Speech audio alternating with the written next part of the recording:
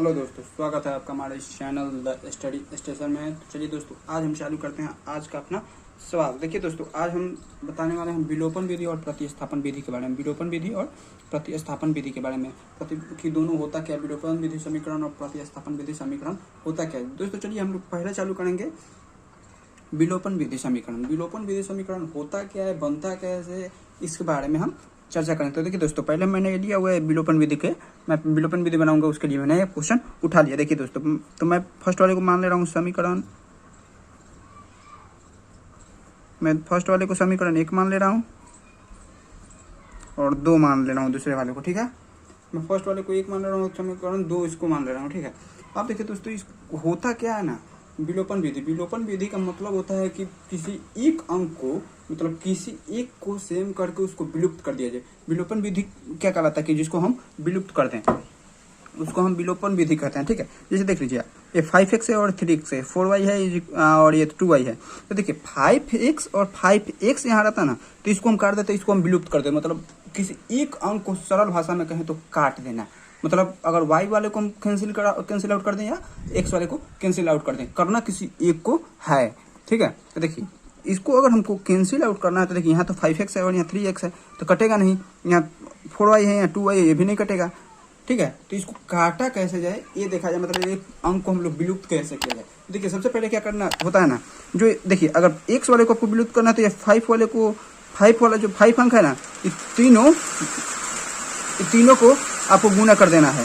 ये 5 वाले में एक जो 5 वाला है, जो y वाला है ना, ये नीचे वाला ही, तो 5 वाले को अगर उठाकर हम यहाँ 5 से यहाँ गुना कर देंगे तो सारे अंक में गुना कर देंगे। अगर x वाले को हम लोग को सेम करना हो और अगर नीचे वाले को हम लोग उठाकर इसमें गुना करेंगे तो ऊपर वाले को, अगर x वाले को हम लोग को सेम करना हो, अगर y वाले को सेम करना है तो y 4 उठाकर हम नीचे वाले में पूरा गुना कर देंगे और 2 उठाकर ऊपर वाले में पूरा गुना कर देंगे। तो देखिए बनता कैसे, इससे पहले हम लोग देखा जाता है। देखिए दोस्तों, सबसे पहले हम लोग चालू किया जाए इसको करने के लिए। देखिए यहाँ क्या हो जाए, 3 है ना, इंटू 3 कर दिया जाए, यहाँ 5 है इंटू 5। और चलिए आगे बढ़ते हैं। यहाँ क्या हो जाएगा, 3 में जो 5 से गुना करेंगे तो 50x हो जाएगा, और यहाँ क्या हो जाएगा 12y, और यहाँ क्या हो जाएगा 6, और यहाँ फिर 15x हो जाएगा। ठीक है, अब यहाँ हो जाएगा 10y, और यहाँ हो जाएगा आपका 20। ठीक है, अब देखिए क्या करना रहता है कि पहले एक नंबर को मान लीजिए, इसको हम लोग समीकरण 3 मान लिया जाए और इसको समीकरण 4। ठीक है, अब देखिए क्या करना रहता है कि ये तो सब प्लस में ही है, और आप लोग तो इतना जरूर पढ़े होंगे कि प्लस वाला करता नहीं है, प्लस वाला जल्दी करता नहीं है। इसको हमको माइनस करना होगा, तो देखिए हम लोग क्या करेंगे ना, इसको हम लोग लिखेंगे समीकरण 3 और समीकरण 3 और 4 को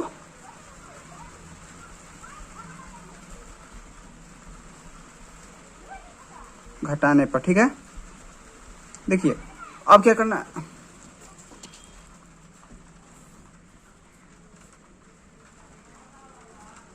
देखिए समीकरण 3 कितना है, 15x plus 12y is equal to 6, 15x plus 10y is equal to 20। तो देखिए इसको हम लोग घटाएंगे, तो देखिए यहाँ उतारते हैं हम लोग 15x plus 12y is equal to 6, या फिर 15x plus 10y is equal to 20। अब क्या करना रहता है, घटाने के लिए क्या करना रहता है, अगर यहाँ माइनस का चिन्ह रहता है ना, यहाँ नीचे हम प्लस कर देते हैं, लेकिन यहाँ प्लस का चिन्ह है तो हम यहाँ माइनस कर देंगे।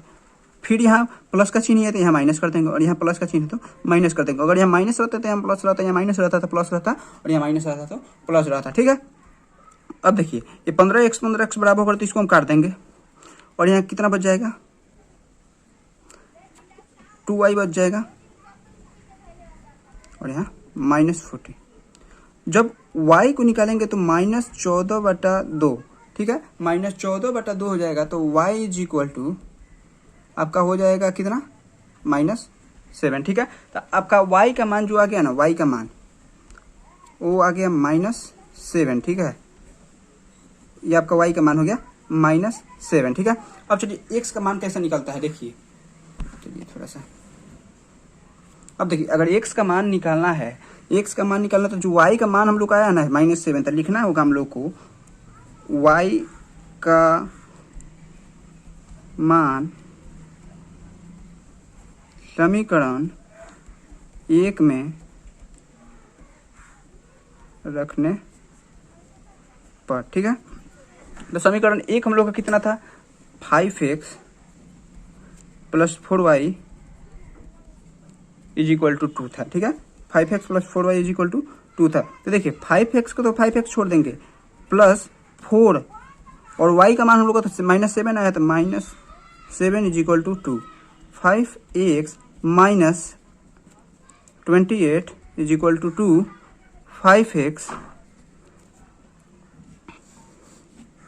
5x और इसको 28 को उधर भेजेंगे तो प्लस में चला जाएगा, तो यहाँ 2 हो जाएगा, यहाँ तो 2 हो जाएगा और प्लस 28, ठीक है। 5x + = 30, तो अब x का मान हम लोग का कितना हो जाएगा 30 भाई, तो x का मान हम लोग का आ जाएगा 6। तो यहाँ हम लोग का देखिए x का मान आ गया 6, ठीक है। तो हम लोग का यहाँ y का मान आया हुआ है, देख सकते हैं आप, y का मान आया हुआ है -7 और x का मान आया हुआ है 6, ठीक है। और देखिए एक चीज़ आप लोग जानिए, जब y या x का मान निकालने के लिए जब समीकरण 1 में रखा जाता है ना, जब समीकरण 1 में, तो देखिए सबसे पहले बहुत सारे लड़के गलती कर देते हैं कि क्या करते हैं ना, कि समीकरण 1 जो गुना हो जाता है ना, देखिए बहुत सारे ऐसे लड़के होते हैं कि इसको कुछ मानते नहीं है, समीकरण 3 या 4 मानते नहीं है, ठीक है। इसको समीकरण 3 या 4 मानते नहीं है और डायरेक्ट मतलब बनाने के लिए चल देते हैं, और क्या करते हैं कि ये जो गुना कर देते हैं ना, इसी को मान लेते हैं समीकरण, लेकिन समीकरण इसको नहीं माना जाता, समीकरण इसको माना जाता है। अब जो क्वेश्चन आपका रहता है, देखिए इसके बाद इतना तो आप विलोपन विधि समझ गए। अब चलिए प्रतिस्थापन विधि पर चलते हैं कि प्रतिस्थापन विधि क्या होता है, उसके बारे में थोड़ा समझा जाए, ठीक है। चलिए दोस्तों अब चालू करते हैं प्रतिस्थापन विधि। प्रतिस्थापन विधि क्या होता है, ठीक है। प्रतिस्थापन विधि होता क्या, ठीक है। देखिए दोस्तों क्या होता है ना प्रतिस्थापन विधि। प्रतिस्थापन विधि जो मतलब एक समीकरण निकाले और दूसरे समीकरण में हम उसको स्थापित कर दें, मतलब प्रतिस्थापित कर दें। एक समीकरण निकालकर उसी समीकरण को अगले समीकरण में डाल दें या उस समीकरण से निकालें, उसको हम प्रतिस्थापित विधि बोलते हैं। देखिए दोस्तों सबसे पहले क्या करते हैं कि जो हमारा अगर जो पहले वाला हम विलोपन विधि निकाले थे वही वाला अंक ले रहा है, अगर वही अंक से सेम आ गया तो आपका प्रतिस्थापन विधि भी सही होगा। देखिए सबसे पहले क्या था, 5x + 4y = 2 ना था, 5x + 4y = 2, और फिर था 3x + 2y = 4 था, ठीक है। अब देखिए दोस्तों क्या होता है ना, जब इसका मान हम निकाल कर इसमें रख दें उसी को हम प्रतिस्थापित विधि बोलते हैं। देखिए सबसे पहले हम लोग क्या किया जाए ना, इसको हम लोग समीकरण 1 और समीकरण 2 मान लीजिए, ठीक है।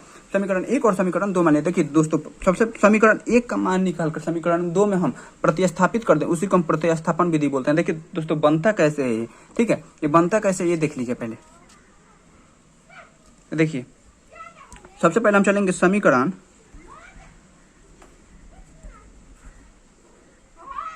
समीकरण 1 से, ठीक है। समीकरण 1 से हम सबसे पहले चलेंगे। तो समीकरण 1 हमारा कितना है, 5x + 4y = 2। अब देखिए दोस्तों 5x, तो यहाँ तो हम x का मान निकाल सकते हैं या y का मान निकाल सकते हैं। तो देखिए दोस्तों मैं y का मान निकाल रहा हूँ, तो देखिए क्या करना होगा ना, तो जब y का मान निकालेंगे तो 5x = 2 - 4y, ठीक है।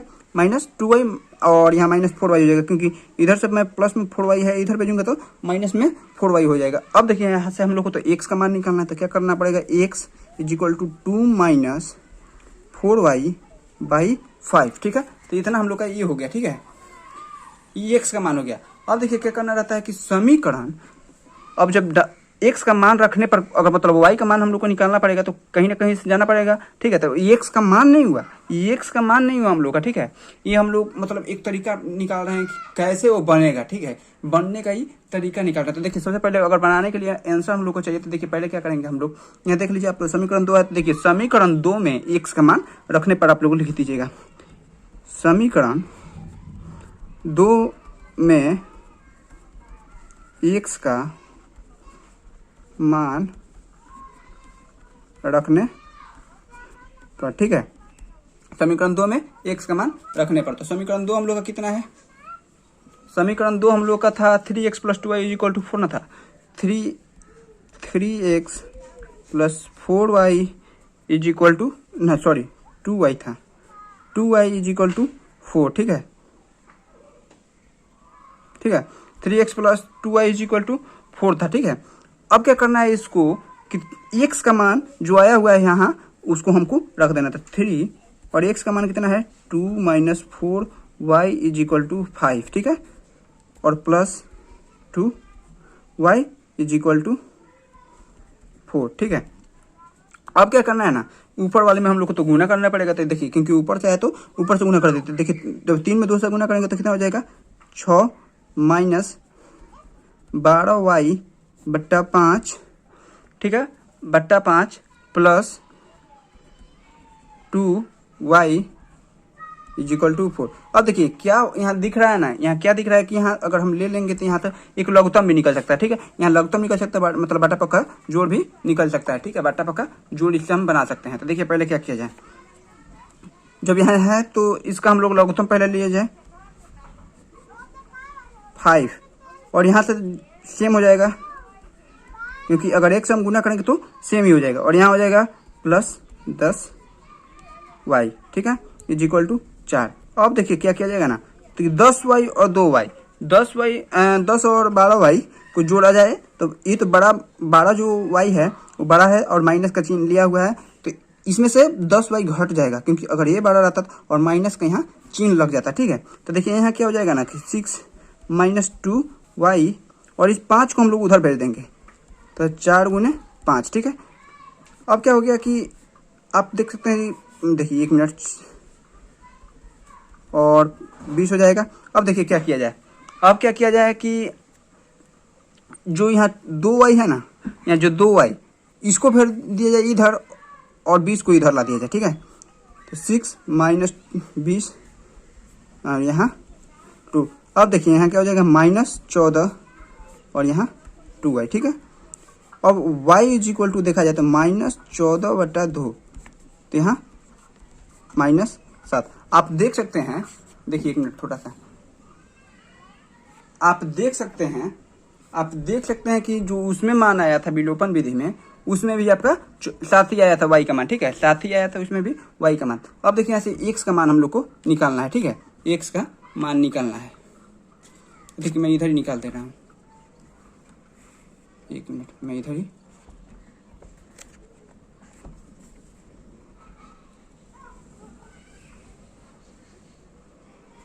देखिए x का जब मान निकालेंगे तो समीकरण 1 में y का मान रखने पर लिख दिया जाए। ठीक है, समीकरण 1 में y का मान रखने पर। ठीक है, समीकरण 1 में y का मान, तो समीकरण 1 हम लोग का कितना था 5x + 4y = 2 था ना, 5x + 4y = 2 था। ठीक है, 5x + 4y = 2 था। अब देखिए क्या करना है कि 5x + 4, तो यहाँ तो y का मान हम लोग का कितना हुआ है, तो -7 हुआ है, आया हुआ है। यहाँ आप देख सकते हैं, यहाँ देखिए -40 कटा हुआ है ना, तो यहाँ y का मान -7 आया हुआ है। ठीक है, अब देखिए y का मान आया हुआ ना, तो 5x और यहाँ हो जाएगा +4 और गुने -7 आया हुआ है, कि -7 हो जाएगा = 2।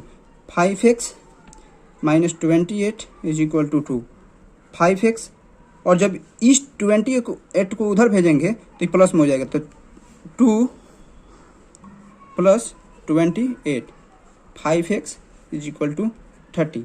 अब x = 30/5, तो x का मान कितना आ जाएगा 6। अब देखिए आप देख सकते हैं कि x का मान 6 आ गया, और x का मान 6 उसमें भी आया था। ठीक है, x का मान 6 उसमें भी आया था, x का मान 6 इसमें भी आया, आप देख सकते हैं यहाँ। ठीक है, थोड़ा स्पेस की कमी की वजह से मैं नहीं कर पा रहा हूँ, मैं थोड़ा मोबाइल से एक यूज़ कर रहा हूँ, इसलिए थोड़ा दिक्कत हो रहा है अभी। ठीक है, चलिए कोई बात नहीं। यहाँ x का मान हम लोग का 6 है। देखिए करना क्या होता है ना, प्रतिस्थापन विधि में एक समीकरण को निकालकर दूसरे समीकरण में हम मतलब प्रतिस्थापित करेंगे, मतलब स्थापित कर देंगे, उसको हम प्रतिस्थापन विधि बोलते हैं। ठीक है, चलिए चालू। और आपको अगर वीडियो अच्छा लगा हो तो चैनल को सब्सक्राइब कीजिएगा, दोस्तों के साथ शेयर कीजिएगा, वीडियो को लाइक कीजिएगा। ठीक है, चलिए धन्यवाद, मिलते हैं अगले वीडियो में।